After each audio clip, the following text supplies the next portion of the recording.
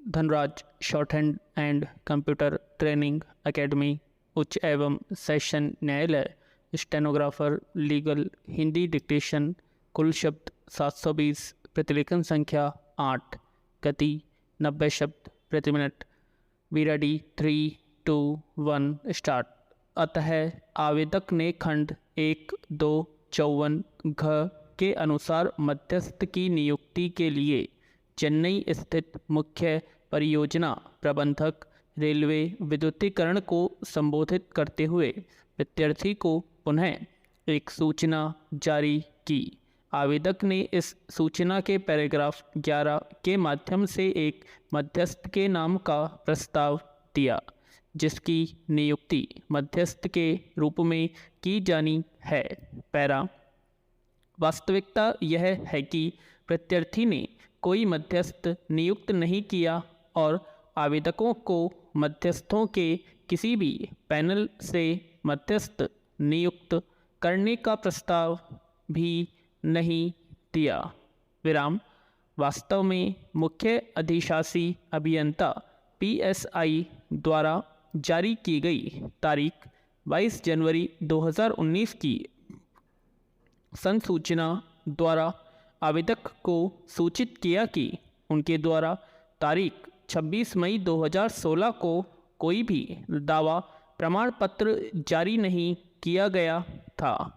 इस संसूचना की प्रति को भी संलग्न किया गया।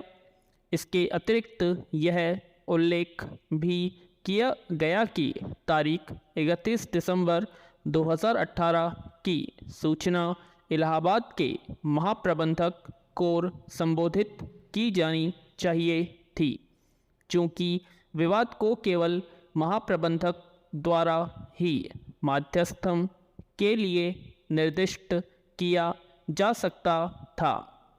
इन तथ्यों को ध्यान में रखते हुए आवेदक वर्तमान आवेदन सर्वप्रथम मध्यस्थम खंड की विद्यमान्यता का दावा करते हुए फाइल किया गया है, जिसके अंतर्गत समुदाय के विवाद का समाधान किया जाना अपेक्षित है।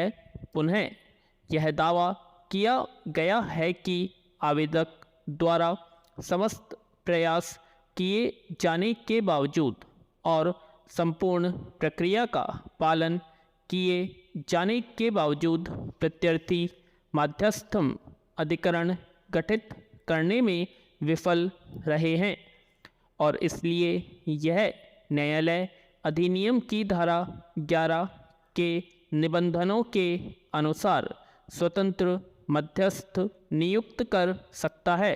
पैरा अभिवचनों का आदान प्रदान हो चुका है और मामले के सुनवाई हो चुकी है।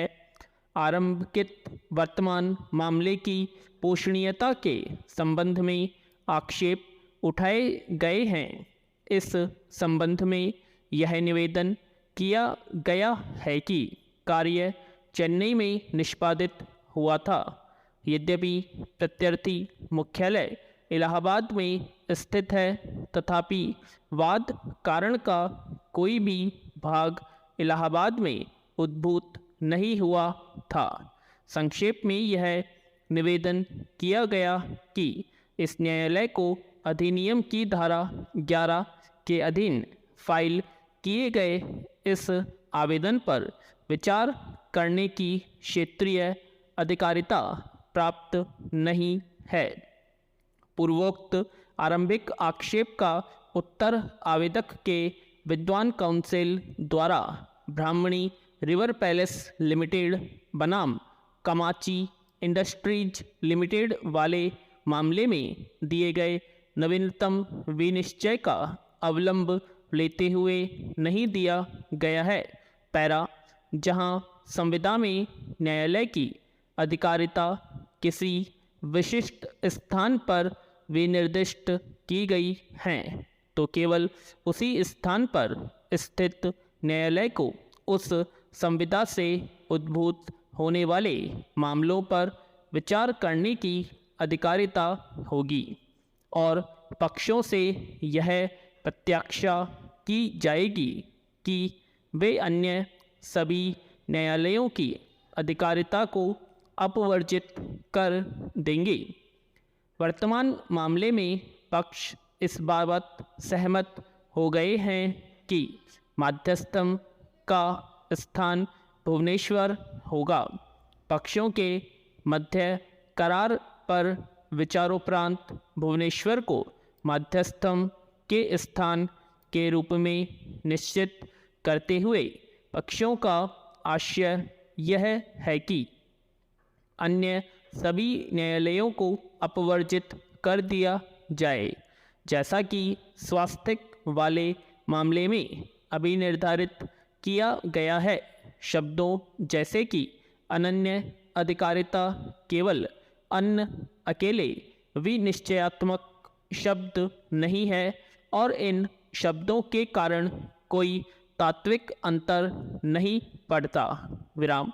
पैरा। जब पक्ष इस बाबत सहमत हो गए हैं कि मध्यस्थम का स्थान भुवनेश्वर होगा, तो मद्रास उच्च न्यायालय ने अधिनियम की धारा 11(6) के अधीन अधिकारिता के बाबत उपधारणा करते हुए त्रुटि कारित की। चूँकि केवल उड़ीसा उच्च न्यायालय को अधिनियम की धारा 11(6) के अधीन फाइल की गई याचिका पर विचार करने की अधिकारिता प्राप्त होगी और इसलिए आक्षेपित आदेश अपास्त किए जाने योग्य है। मध्यस्थम 1996 के मध्यस्थम और सुलह अधिनियम के अंतर्गत होगा और मध्यस्थम का स्थान भुवनेश्वर होगा। अतः इस तथ्य को ध्यान में रखते हुए कि दोनों पक्ष मध्यस्थम के स्थान के संबंध में भुवनेश्वर के लिए सहमत थे, जैसा कि उच्चतम न्यायालय ने विधि को अधिकथित किया है कि अधिनियम की धारा 11(6) के अधीन आवेदन पर विचार करने की अधिकारिता उस उच्च न्यायालय की होगी जिसकी अधिकारिता के अंतर्गत भुवनेश्वर स्थित होगा और न कि मद्रास उच्च न्यायालय को होगी जिसको भुवनेश्वर पर अधिकारिता प्राप्त नहीं है। वर्तमान मामले में मध्यस्थम का स्थान संविदा के खंड 1(2)54 में समाविष्ट है, जिसको नीचे उद्धृत किया गया है। किसी मध्यस्थम के लिए स्थान वह स्थान होगा जो निविदा की स्वीकृति के पत्र में उल्लिखित है या किसी अन्य स्थान पर होगा जिसको क्रेता या उसके विवेकाधिकार के अंतर्गत विनिर्धारित किया गया हो। विराम।